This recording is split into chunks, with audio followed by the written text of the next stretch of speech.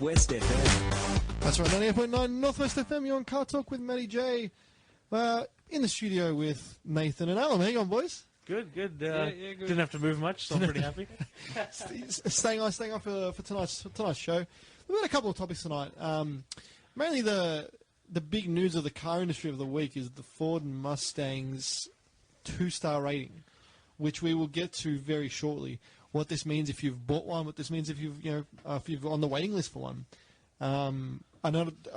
I'll put the text line open: 0447777 That's 0447777 If you have bought a Ford Mustang, or if you're waiting for your Mustang, or you're contemplating about buying a Mustang, would this 2-star safety rating change your view on the car? Because and your decision on purchasing it, exactly, or right. whether you keep it. Exactly right. I mean, they're getting around now, but it is a 2-star rating.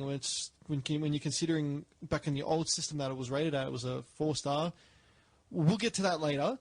We're also going to talk about having a daily car, so you can keep the inverted commas a race car, and for the weekends or at home.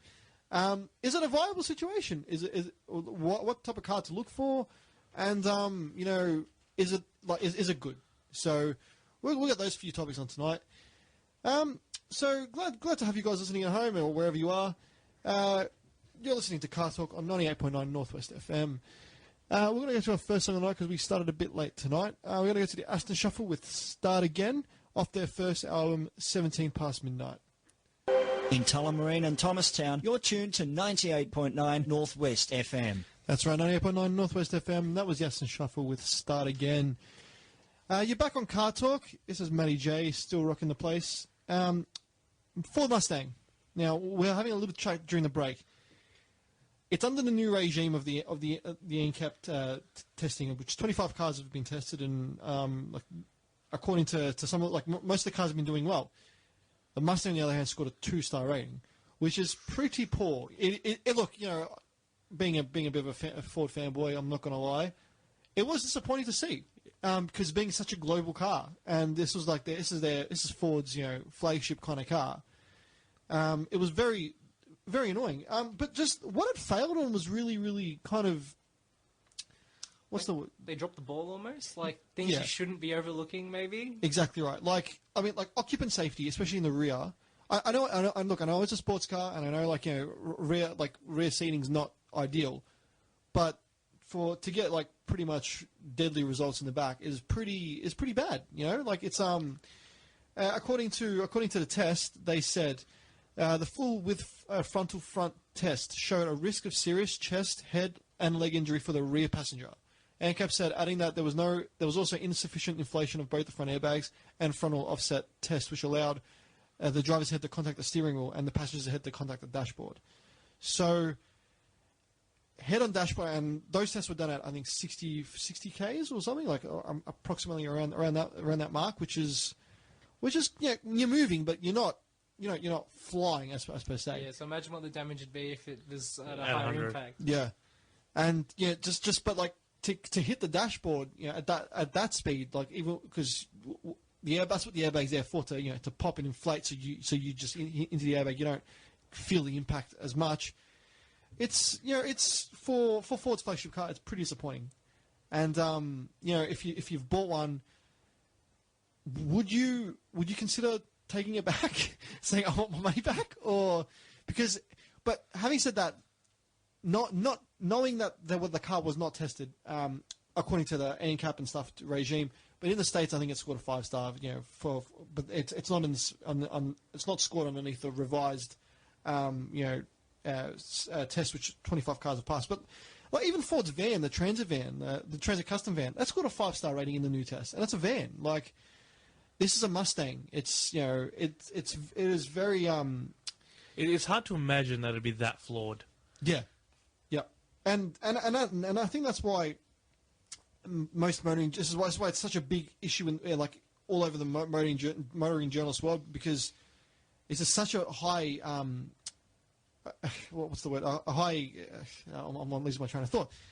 It's such a car that everyone loves, universally loves, and it's got a waiting list of almost 2 years to have, like, for example, the driver's door open up on the pole test and stuff like just the basics was really, really disappointing.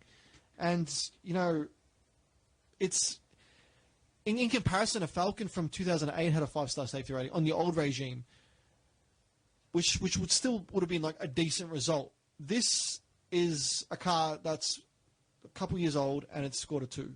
It's a really disappointing result.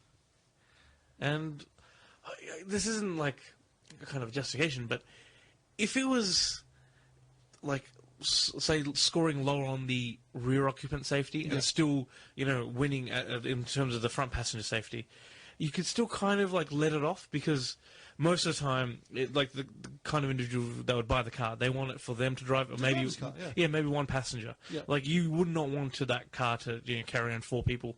It says you pick a different car. So you could almost forgive it in that aspect, that it keeps at least the driver and the passenger safe. Yeah. But the fact that it can't do that very well either. Yeah. It doesn't make you think. See, like, it's got some like really cool like other safety features in it, but when it came to the whole package as a whole, it didn't really work. Like, the bonnet's revolutionary with the pop-up bonnet, so like it just folds, so it doesn't go back into the car, which is like a really good safety feature, and it was praised for that. And it was praised for pedestrian safety, which is kind of odd being a Mustang, as they got to go with crowds. But it's not going to it's not going to defend it for those flaws. And Nathan was saying during the break that if you want the updated version with all these things fixed, you're going to have to wait.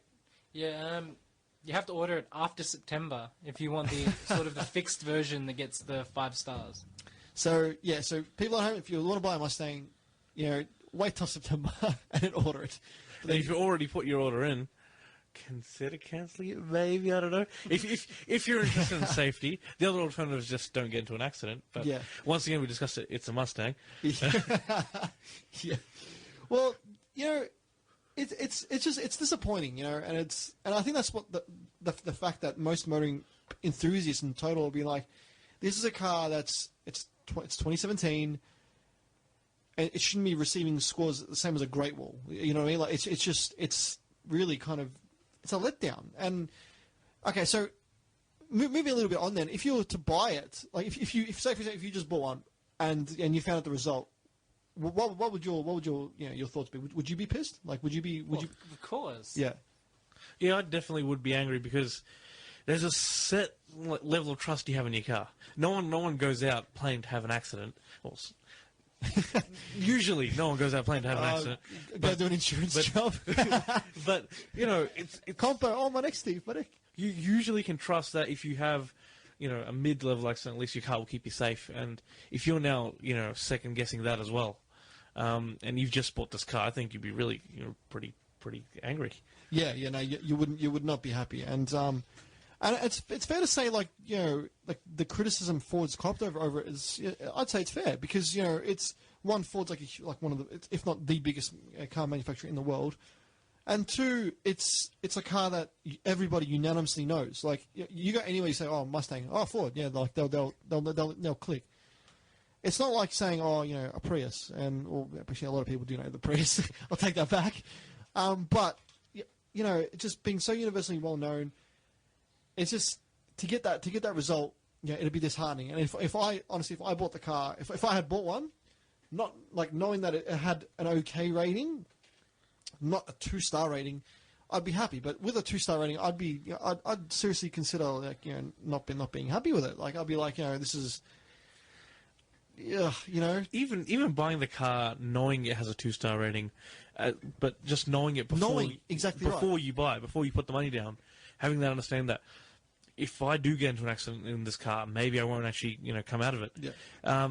You're at least making that decision with all the information in front of you. If you've gone and now purchased it, you've got this, you can't really return it, and now you find out that you've been driving around possibly a semi-death trap. Yeah. You know, I'd say there should be some kind of recourse for consumers that are, you know. Yeah, Ford should be sucking it up a little bit here and doing the right thing. I think the problem is it, as Adam said, if you buy the car after you know about this 2-star rating, that's on you. That's your problem. But you buy it before, you assume in the other American ratings it gets 5 stars. Yeah. You assume you're getting into a safe car. Yeah. it's not necessarily the consumer's fault because it's maybe not being tested as rigorously. Yeah, well, like that's the issue here. Like all the different tests around the world, like they kind of give different ratings, and you know, going back. Okay, so if I was to buy the car before this happened, I'd be like, okay, in the States it's got a 5-star rating. You know, this is a new car. It's a Ford. Surely, you know, like considering like the Transit or a Focus gets like 5 stars, a Mustang, you know, being a big car would get 5 stars. Yeah, and it doesn't, and it's really, it's as I said before, it's disappointing. But the most disappointing part of this, like this whole thing, was was Ford's reaction to it. Did you guys read the statement? No. Instead of saying we are disappointed in the car's performance, we are disappointed in the rating. So I'm just like, oh come on, like. Of all the things you could have said, Ford. That was one word away from saying we're disappointing in the rating system. Yeah, it's like, you know, it's beyond me that was Ford's reaction. Like, you know, we're sorry you feel that way. Yeah, well, we're sorry you feel this way. But like, okay, the car meets all the standards. Yeah, like it meets all the safety standards, the base standards. But in a world where, you know, people like.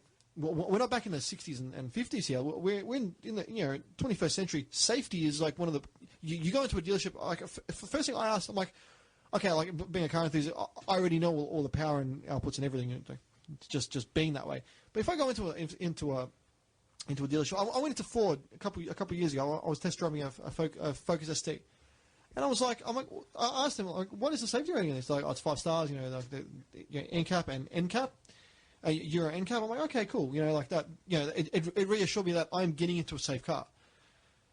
Like, if I'm to buy, for example, an older car, I know that I'm going to get into a car that's not got a greater safety rating and stuff like that. But I know what I'm getting myself into. The fact that Ford, knowingly, I guess, not giving a car to ANCAP and stuff to test due to high demand, inverted commas.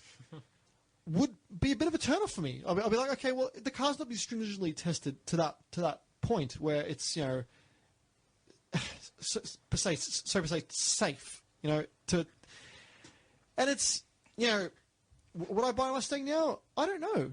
I'm kind of disappointed. Maybe after September you might. if I put my order in after that. The other question that like comes up is as they claim they got 5 stars on the American ratings. Yeah. I believe it was 5 stars. Is the American public happy with that? Like, now knowing that their rating, even though it's 5 stars, compared to what the rest of the world would consider safe, it's terrible. Yeah, well, that's... I don't know. Well, I have a listener in the States. Dave, if you're listening, send us a message of what you're thinking. So Dave always messages me, and you know we talk. So I will get his feedback, and next week on the show I will say what he's been thinking. What his take on it is. But, yeah, that's a good question. Because... Yeah, I feel insulting a little bit. Yeah, like a collision, say, with the wall at 60 kilometres an hour is going to be the same no matter what part of the world you're in. Oh, yeah. So... it's just... unless the cars they used to test were, like, the Friday afternoon cars that people who just didn't care. It was like, put it together. Yeah, it'll be right. Should be right. But, yeah, that is... That's been our main focus of the night. So if you've like, I know some people that have got orders for Mustangs.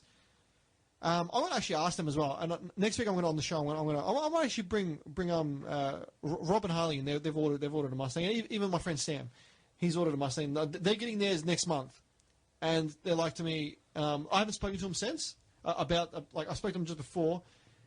They've been really excited for this car.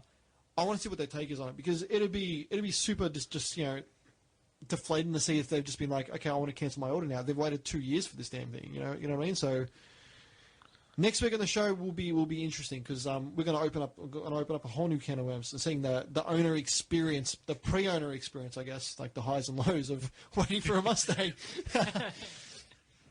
But you know, I would be disappointed. Yeah, I definitely agree.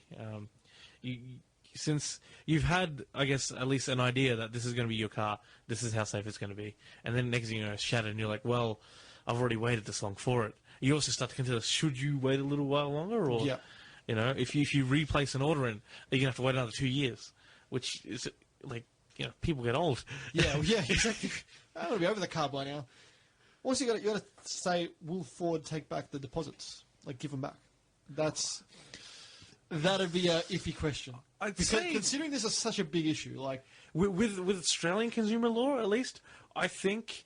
Because I think if it the depends product's on the country. significantly different to what was advertised and being a lot more unsafe than it was originally advertised, you're probably entitled to a refund. At least I'd say. At least here you would yeah, be. like the what is it? The consumer Law.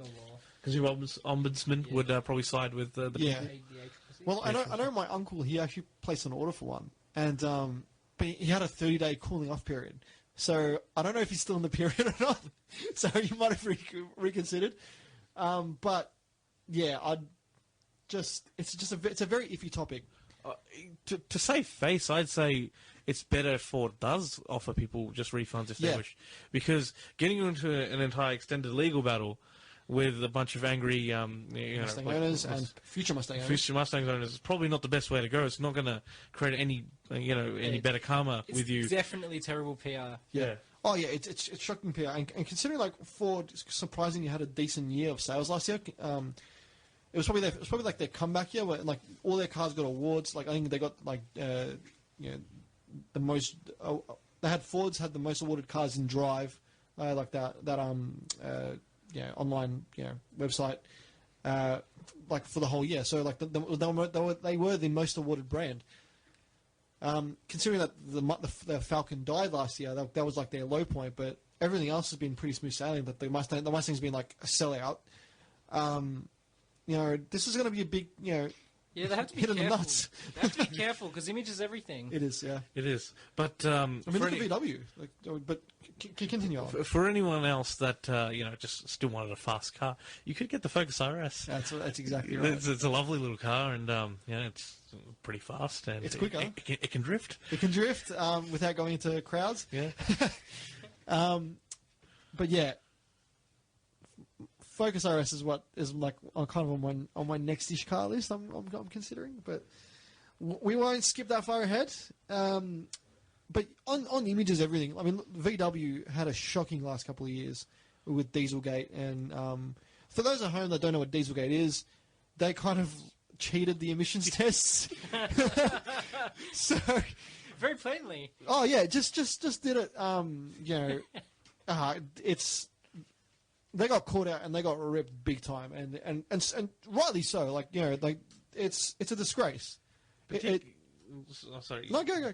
Because I was going to say, like, here in Australia, we still have, I'd say, a majority of the purchases would be of petrol models. Yep. But in Europe, I'd say Diesels. diesels would be a bigger option, I guess, or a bigger amount of the purchases made by consumers, and the fact that they were, purchasing it with the at least the thought that it was good for the environment, that it wasn't going to pollute, and Way worse. and to have that bombshell dropped, I'd imagine the governments that have like put in these emission standards would be furious. Oh well, in the States they've copped a massive fine. Like they're in a lot of trouble. Like VW's that they've lost that much money from it. They've like cancelled all their racing programs, so they're not going to be in the WRC this year. Just like a whole bunch of stuff, just to like recoup the money, because it's a phenomenal amount of money they've lost. But I think that's way worse than the safety issue with Ford, because they knowingly did it, whereas Ford just like said, okay, this is the car, test it. But according to the new test, when they should have provided it at the start, that's a whole other can of worms. But VW knowingly and Yeah, not they knowingly did it on lied. purpose to get a good score when they knew they otherwise wouldn't. Yeah. It's deceitful. It's deceit. It's a disgrace, really. It's that is like one of the biggest. It's the biggest. I'd say the biggest scandal in automotive history. That because they cheated the emissions, and they cheated the public, and they it's And they sold millions of cars. they did millions of them. Millions. Millions of it didn't affect just the VW cars, because the VW group's big group. They affected the Audi cars, affected Skoda.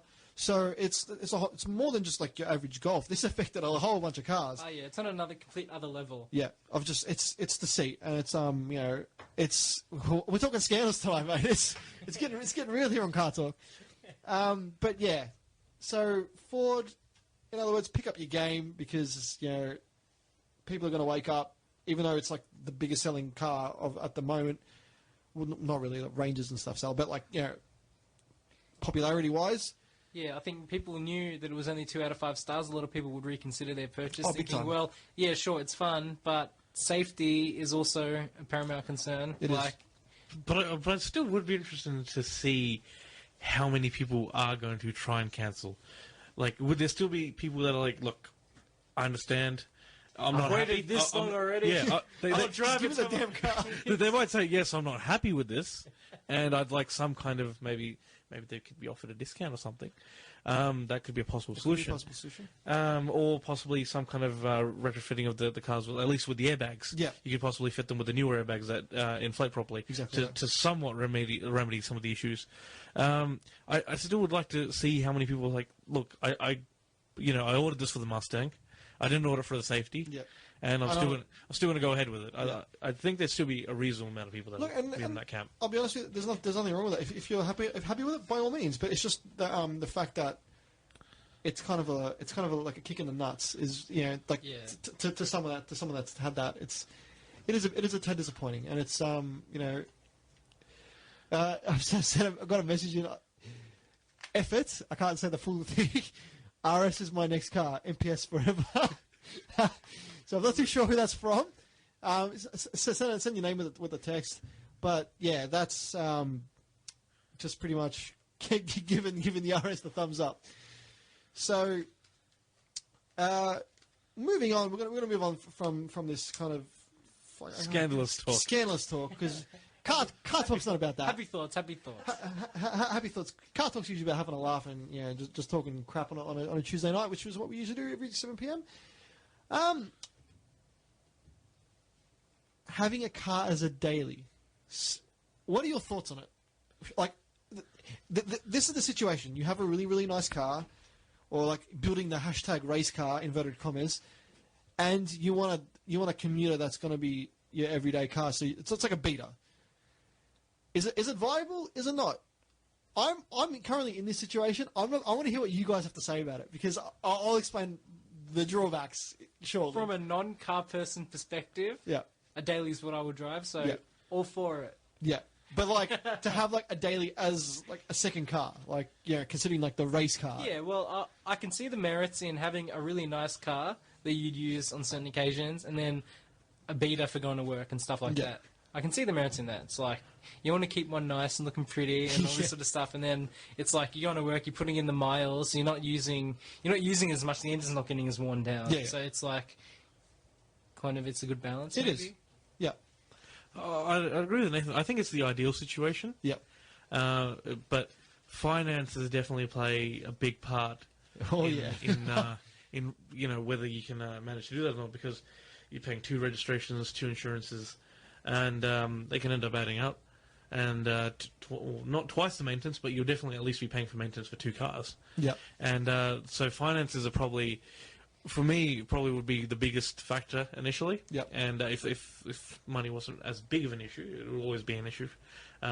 Then there are other things I guess you'll deal with, but I think Along the way, yeah. yeah, I definitely say I'd agree. Better that than say buying just the one car. And for example, like if you're going to daily it and track it, maybe like an SRT8.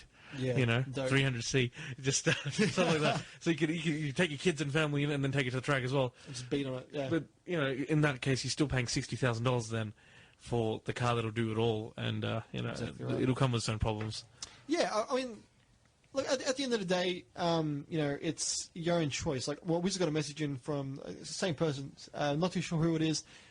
A friend has a 360 Ferrari, and he dailies a Triple S Pulsar. So got the Pulsar happening. See, it's happening. They do that to, like, if they have like a nice car. Like for example, if you can have the one car that'll do it all. If you're not worried about it, you're like, okay, I'll drive it, I'll beat on it, doesn't matter. I'll sell it in a few years, I don't care. But if you're planning on like having an investment, so per se, like for example, the Typhoon I got at home, it 95% of the time sits under a cover, all like nice and pretty, that just doesn't do anything. And I drive the Laser to work, and I rack up I do a lot of driving in the Laser, and you know it's been reliable. You know, there's no issues with it. Like obviously having a performance car, parts are a lot more expensive, and like maintenance is a bit more full on. Like, I've got to change the oil in it because it's a turbo car. Like, I like to do it like every 5,000 k just to keep it fresh. Like, I'm a bit pedantic like that, but for the laser, I can like stretch it out, like, just enjoy it and just drive it, and I don't have to worry about parking it anywhere. Yeah. Not have to worry about people looking at it the wrong way. Not have to worry about it getting stolen. But then again, the finance side comes into it, and I'll get to that right after this. We're going to go to a short break. We're going to go to a song by Nero. The song is called "Me and You." We're back on 98.9 Northwest FM. You're still on CarTorque with Matty J. Big shout out to James. He was sending those messages. Shout out to Established. He's always here, repping Established. I'm going to post up that event that's happening in a couple of weeks, I think, for the people who lost their lives at the Bergstream Mall. Yeah. So I'll be putting that up on our Facebook page real soon. Before we get into the quiz, we'll continue with what we're talking about. Financially, having two cars. So, this is where the fun bit comes in. So, you need to take kind of, not a risk, but you're constantly trying to find the best deal on insurance and stuff you can. And I guess that's kind of the best way of trying to get something cheaper. Like, for example, having a beta, like, the Dai's not really a beta, it's just it's a cheap daily, it's worth nothing these days. I only put third party on it, like some covered, and the, insurance is cheap. Typhoon, obviously, you got like a full comp because it's like still a $20,000 car. On the other hand, the laser, you're still paying the same amount of money to register it every year. Like, Rego's not cheap. Rego's pushing out $100 now, and you got to times that twice. The costs add up, and fuel and maintenance. So, while it's got its advantages by having like the nice car always nice and clean, ready whenever you want to take it out, and keep the K's low. I still drive the Typhoon like all the time, but it is an expensive process to have two cars. But if you wanted to, the whole point of having two cars is to look after the other car. It's a great viable option. Now, would you get a beta or would you get something decent? That's the next question. Depends on your job. Depends on your job, exactly right. So, like that guy James mentioned, he's got a Ferrari 360 and he's got a Triple S Pulsar. But hey, Triple S have been good back in the day, SR20s and everything. They're a good little car. Cheap on fuel, but obviously in regards to today, we're talking about before safety ratings, not so great. But you know what? That comes in territory. Like if you're buying an older car, you're not getting like up to date with safety measures. But having said that, still some cars today, like the Audi Q7, I think it was, and stuff, they got a 2-star safety rating. So, and they're big SUVs. So it's all plays out. Just you need to know what you're looking for. As I've said many times on the show, you need to know what you're looking for when it comes to buying a car, and not to be screwed around, but more or less to be just to know that what you're going to be buying. One, you're going to enjoy, and two, what costs are going to be involved in it. So some people just buy a car and say, I'll just drive it. It doesn't work that way. Yeah, look, we've got to get to the famous car quiz. Alan is back in the hot seat. I didn't sign up for this, but mate, you always sign up for this quiz. I'll give you some support. Not that it's worth a lot. But Well, I'll try my best. There'll be a couple of questions you'll be able to answer, Nathan. In this one, I'll allow you to help him. So this is the famous CarTorque car quiz. Question 1. The Ford Mustang scored a what star safety rating in the latest ANCAP test? Oh, I've got it. it's a hard one. I don't know. Nathan. American ANCAP or Euro ANCAP? Ooh, European. 2 out of 5. 2 out of 5. That's Thanks, Nathan. I couldn't have guessed that. Question 2. Although the rating was achieved, what was the car appraised for? Appraised for? What latest feature was appraised for the Mustang? Latest feature. We just talked about it. I believe that it was the bonnet that went down fault. The active hood, yeah. That's Expected correct. wouldn't hurt you. Question 3. True or false? Honda is bringing the latest Civic Type R to Australia.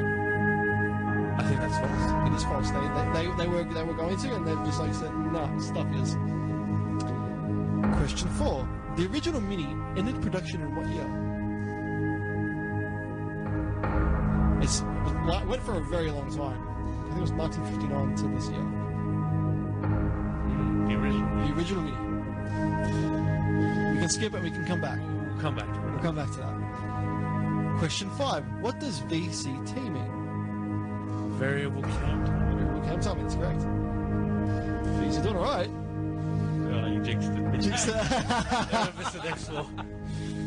I've never had anyone like this good so far. All right. Question 6. Toyota in the early 2000s produced an engine with a lift characteristic similar to Honda's VTEC. What was it called? If you can, I'll take the abbreviation. VVT? That's half it. Or is it VVTI? That's a bit more of it. There's still a bit more left. I'll give you half a point. You gotta get. There's one more letter. Should we come back to it? We can. I will let you come back to that one. True or false? The Corvette C4, which is back in the late 80s, early 90s, produced an engine with. Offered a model with a quad cam engine. True or false?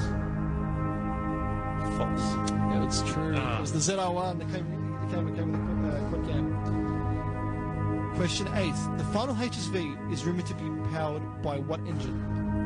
The final one, I'd like to say the LSA, but It's a version of it. LS7. No. I'll give you one more hint. Go. It's an LS something. Is it LS2? Nah, LS9. There's too many LSs. Hashtag LS the world. Alright, put it so you have to get every question right to equal the top score from here on in. Question 9. In tyre size, what does the R then number represent? For example, 245, 35, R19. I believe it's supposed to represent the rim size. That is correct. Question 10. Audi's famous fast wagon has always been the what model?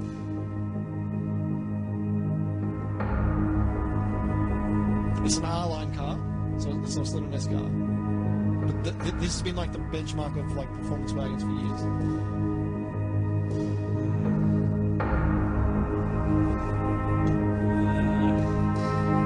The RS6. It is the RS6, yeah. I didn't expect you to get that one. That was a hard one. Okay, so the original Mini ended in production in what year? We got British lineage, sorry. Jeez, it took a turn here. Alright, was it this millennium? Or? It was this millennium. I feel like saying 2005. Earlier or later? Early. It's early. I'll give you one more. It's early. Early 2000s. 2000. So you've got half a point for this last question. Toyota in the early 2000s produced an engine with a lift characteristic similar to Honda's VTEC. What was it called? You've got VVTI, and there's another letter. And I said what the letter was in the question. Produce an engine with a lift characteristic similar to the Honda's VTEC.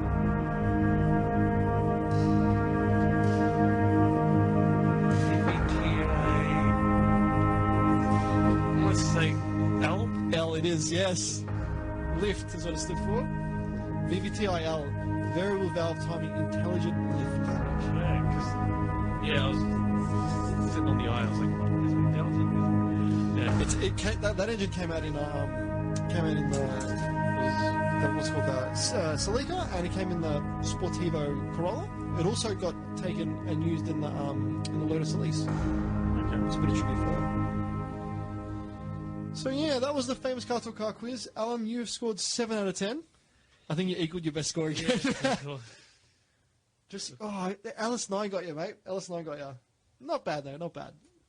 I'm happier than last time. I think that was yeah, we're not going to record last time's effort. the time we don't mention.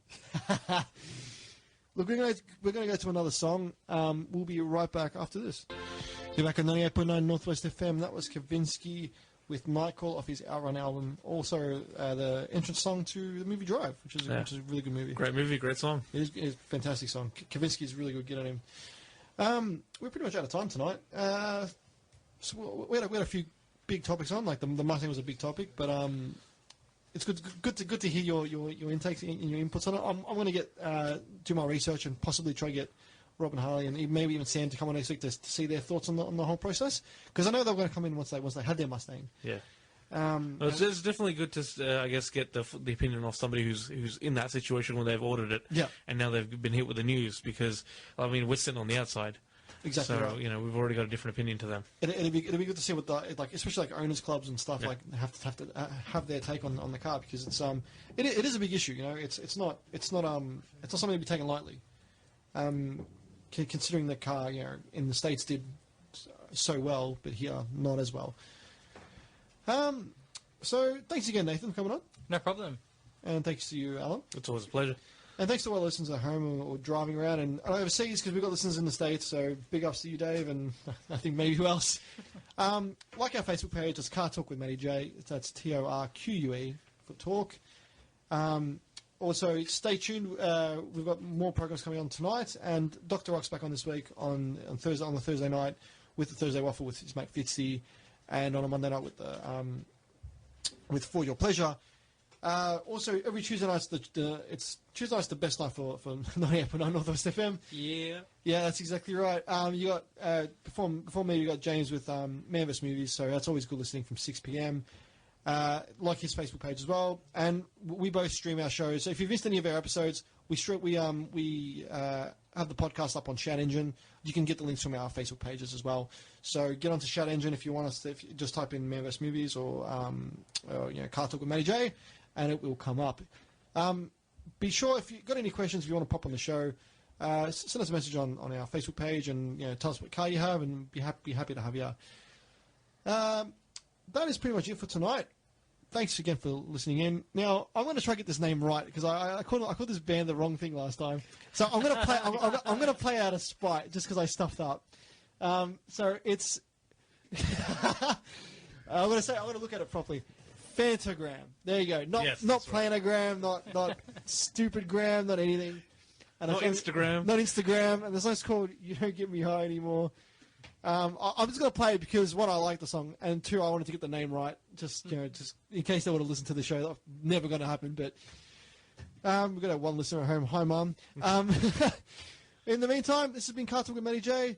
Thanks for listening. Tune in next week, and I will take it easy.